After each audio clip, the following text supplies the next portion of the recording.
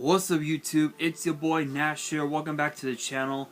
And for today's Yu-Gi-Oh news video, this is going to be a little bit shorter than normal because for this video I'm actually going to be talking about the three new promo cards that have been announced within the last few weeks or so. And I'm going to be talking about those three cards in today's video. So this video will be a bit short, but hopefully you guys are ready for this video. If you guys are, and you guys want more Yu-Gi-Oh news videos in the future, which get posted every Tuesday and sometimes on weekends, make sure you guys smash that thumbs up button, subscribe to the channel, turn on the notification bell, and follow me on all my social media. Links will be in the description below, as will the info to my fan mail. It will also be in the description as well. I'm not gonna waste any time. Let's get straight into it. Kicking things off, we actually have two jump promos, I believe. Yes, we have two jump promos, or actually rather three jump promos. I guess you could say. And the first one is Beetle Amalgamaton Zeke Stagger. I believe how it's pronounced. I probably butchered it, but that's okay. It's an 8-star wind insect with 1500 attack, 2600 defense, and the first and third effects are once per turn. Which the first effect reads,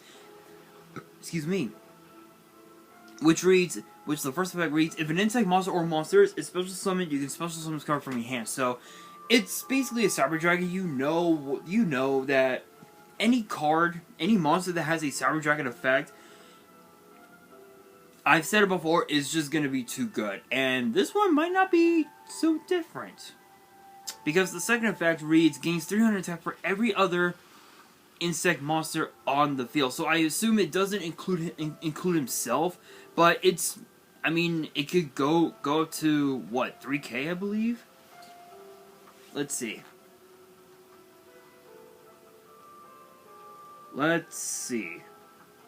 Got my calculator on my phone. So 300 times, that'd be what? 612? 36 plus 15. 5100, that's, I mean, it could potentially go up to 5100, which isn't too bad.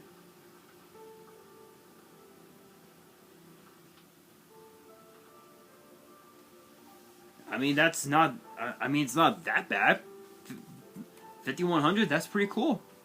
Not too shabby. Third effect reads,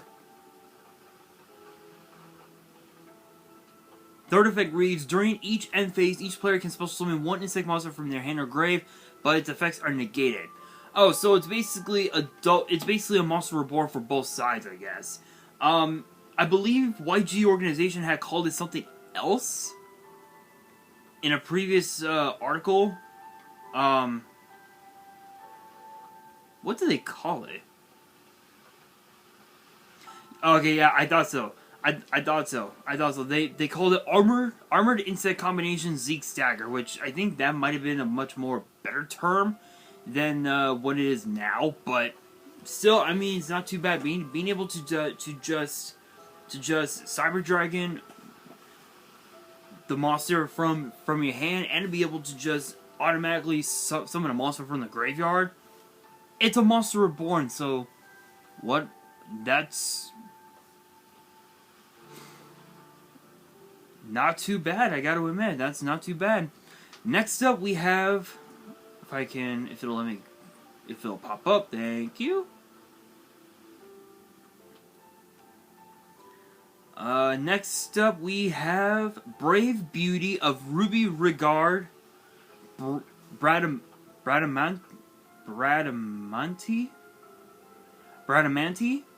I believe is how I say it, which is a 1-star Fire Warrior tuner with 500 attack and 200 defense, and it says that this card is always treated as an infernal card. So definitely could be useful with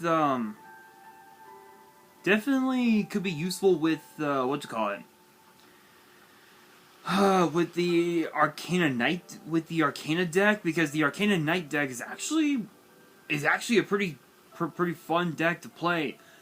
Not to play against, but pretty fun to play. And both of its effects are once per turn. The first effect reads: you can discard this card, then target a warrior you control, equip it with one appropriate equipped spell from your deck.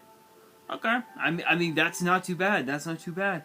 Second effect reads: when this card, not equipped with any equipped spell, with any equipped card, is destroyed by battle with an opponent's monster sent to the grave, you can special summon this card, and if you do, equip that monster to your opponent controls to this card. So I guess in a way it's kind of like a Snatch Steal, but in the form of an equipped card, which isn't too bad.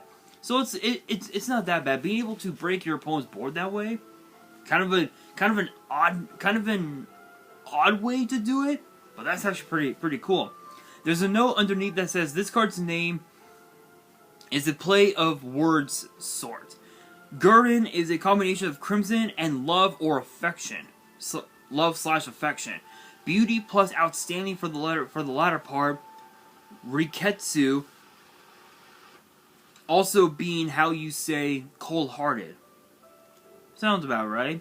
Due to the TCG loving alliteration, you get the name above, though it could also be thought of as crimson cold-hearted from another way with her second effect. Bradamanti herself is a fictional female knight from two epic poems of the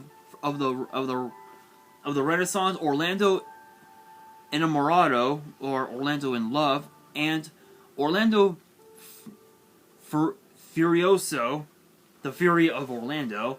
They both deal with her exploits connected to Charlemagne, hence her being an infernal knight. Nice little history lesson, I guess you could say. And now for the last card. I know this was relatively short, but these were the promos that I wanted to talk about in today's video. So I do apologize, but hopefully you guys are hopefully this will help you guys get an idea of whether or not these cards are indeed meta. But the last card is Sacred Sheep Tree Baromet, which is a rank 4 Earth Plant Xyz with 1900 attack, 2k defense, and requires 2 or more level 4 monsters, and both of its effects are once per turn. And the first effect reads: you can detach one material from this card, then target one normal trap in your grave, place it on the bottom of the deck, then draw one card. I mean, it's sort of like a pot of adverse, I guess, but instead of taking 5 cards, you're only taking 1 card, which it's sort of like in a way, it's kind of like a 1-for-1, which is kind of weird, but I mean, you do get to draw, so it's not too bad. It's not all bad. The second effect reads: if a normal trap card is activated, you can detach one material from this card. Detach one material from a monster you control, and if you do, special summon a level 4 monster from your hand. So it's sort of like a Cyber Dragon. It sort of has like a Cyber Dragon effect where you can special summon a monster from your hand, but in this case, it has to be a level 4 monster. So this would be perfect with This would be perfect with was it Infernal Knights? I mean, there are so many decks that could benefit from. Even also as well, the new Ishizu tier deck could also benefit from this card, because if your opponent were to activate a card like, say, just a random example, like say Bottomless Trap Hole, you can detach a material from an Xyz monster that you have, and you can automatically special summon, something like say Agito or even also Kelbag or whatever. So that's not too bad. The new Ishizu tier deck could benefit. Who knows?